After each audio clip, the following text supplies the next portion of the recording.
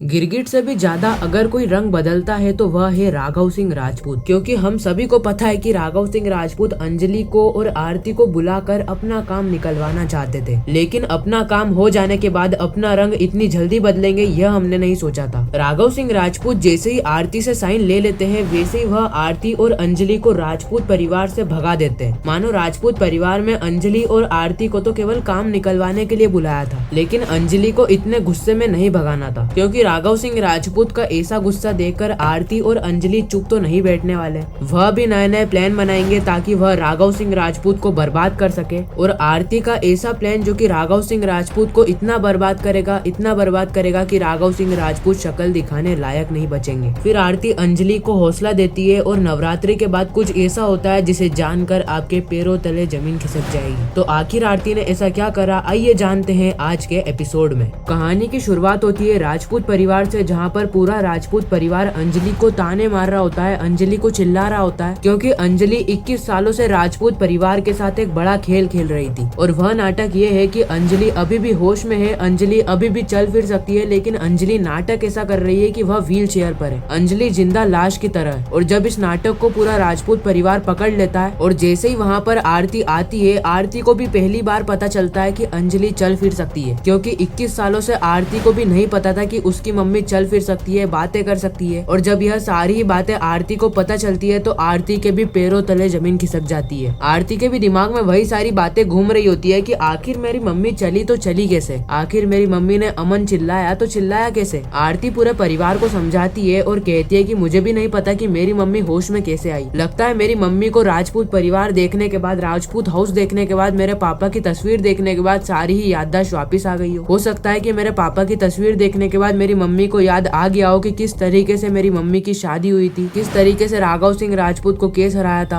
हो सकता है यह सारी चीजें देखने के बाद मेरी मम्मी की याददाश्त वापिस आ गई हो। आरती पूरे परिवार को समझाने की कोशिश करती है, लेकिन इस वक्त तक पूरा ही परिवार नहीं मानता है। पूरा परिवार आरती को ही चिल्लाता है और कहता है कि आरती यह तुम क्या कह रही हो। एकदम से अमन की तस्वीर देखने के बाद अंजलि के शरीर में जान आ गई और अंजलि चलने फिरने लग गई। अंजलि फालतू की बातें मत करो, सही सही बता दो कि तुम हमारे साथ खेल खेल रही थी। आरती कहती है कि भला मैं आपसे झूठ क्यों बोलूंगी दादाजी, मेरी मम्मी सही में बीमार है, मेरी मम्मी सही में जिंदा लाश की तरह है और मेरी मम्मी चल फिर नहीं सकती है। हो सकता है कि मेरी मम्मी की याददाश्त वापस आ गई हो। आरती पूरे परिवार को समझाती है, जिसके बाद पूरा ही राजपूत परिवार नहीं मानता है और आरती और अंजलि को धक्के मार के घर से बाहर निकाल देता है। आरती अपनी मम्मी को लेकर चौल में पहुंच जाती है। अगले ही सीन में हम देखते हैं सोनल और सारिका को, जहाँ पर यह दोनों बातें कर रहे होते हैं। सोनल सारिका को बताती है कि किस तरीके से वेद ने आरती को गहने पहनाए थे, किस तरीके से वेद आरती के पास आया था। यह सारे ही सीन देखकर ऐसा लग रहा था कि मानो यह दोनों एक दूसरे के लिए ही बने। सारिका कहती है कि यही तो हम चाहते हैं, एक बार यह दोनों एक हो जाए, एक बार यह दोनों शादी में आ जाए, उसके बाद हमारा प्रोग्राम चालू हो जाएगा। जैसे ही वेद और आरती बारात के अंदर आएंगे, उसी वक्त बारातियों का स्वागत करने के लिए आएगी कली राजवंशी। बारातियों का स्वागत होने के बाद डांस होगा, पार्टी होगी, जिसके अंदर वेद और कली दोनों ही डांस करने वाले हैं। और इन दोनों का ही डांस देखकर आरती के पैरों तले जमीन खिसक जाएगी, क्योंकि आरती वेद के पास इसीलिए आई है ताकि वह वेद से प्यार कर सके, वेद के साथ शादी एंजॉय कर सके और अपना आने वाला जीवन वेद के साथ बिता सके। लेकिन आरती को क्या पता है कि युवराज सिंह ठाकुर के गुंडे आरती को बारात के अंदर ही निपटा देंगे। जब यह सारी बातें आरती को पता चलेगी, उस वक्त तक बहुत ज्यादा देर हो चुकी होगी और बस बारात के बीच में ही आरती अवस्थी का खेल खत्म हो जाएगा और इस पूरी स्टोरी का दी एंड हो जाएगा। सारिका सोनल से कहती है कि चलो फिर हम बाद में मिलते हैं। अगले सीन में हम युवराज को देखते हैं, जहाँ पर युवराज अपनी बहन काव्या को कह रहा होता है हमारा प्लान सक्सेसफुल होता हुआ नजर आ रहा है। आरती अवस्थी पूरी तरीके से फंस चुकी है और उसका पति वेद, उसका पति तो नहीं कह सकते क्योंकि वह तो कली का पति है, लेकिन आरती का प्रेम वेद पूरी तरीके से पीस चुका है और अब वेद की मदद से हम पीसने वाले हैं आरती अवस्थी को। वेद को हमने बहुत सारे गहने लेकर भेज दिया है आरती अवस्थी के घर पे, जहाँ पर वेद आरती को बहुत सारे गहने देगा, बहुत सारी साड़ियाँ देगा, बहुत सारे कपड़े देगा और कहेगा कि तुमको महक की शादी में आना है, धूमधाम से तैयार होकर आना है, धूमधाम से डांस करना है। और जब यह सारी चीजें आरती को पता चलेगी, इस वक्त तक बहुत ज्यादा देर हो चुकी होगी और शादी के मंडप में आने से पहले ही बारात के अंदर ही बहुत बड़ा हादसा होगा, जिस हादसे के अंदर मौत हो जाएगी आरती अवस्थी की। इस पूरी कहानी का दी एंड करेगा युवराज सिंह ठाकुर। युवराज सिंह ठाकुर इस वक्त तक यह सारी बातें उसकी बहन काव्या को बता रहा होता है। युवराज काव्या से कहता है कि आरती पूरी तरीके से से फंस चुकी है और अब बारी है तो बस शादी की, बारात की, जहाँ पर आरती की मौत हो जाएगी और हमारे सिर के ऊपर जो टेंशन है वह टेंशन सारा ही खत्म हो जाएगा। और तुमको पता है राजपूत परिवार की बेटी महक की शादी मुझसे क्यों हो रही है? ताकि अगर मैं कहीं भी फंसूं तो महक मुझे बचा ले, क्योंकि महक के पापा तो एडवोकेट है, वो भी बहुत बड़े एडवोकेट, देश के सबसे बड़े एडवोकेट राघव सिंह राजपूत, जहाँ पर सारे ही एडवोकेट राघव सिंह राजपूत के अंडर में काम करते हैं। और अगर मैं कहीं भी फंसता हूँ, कोई भी केस में अगर मैं उलझता हूँ तो मेरे को राघव सिंह राजपूत आकर बचा लेंगे। आखिर मैं राजपूत परिवार का दामाद जो हूँ। उसी वक्त युवराज के पास आता है सारिका का फोन और सारिका युवराज से कहती है कि युवराज तैयारी जोरों शोरों से चल रही है ना,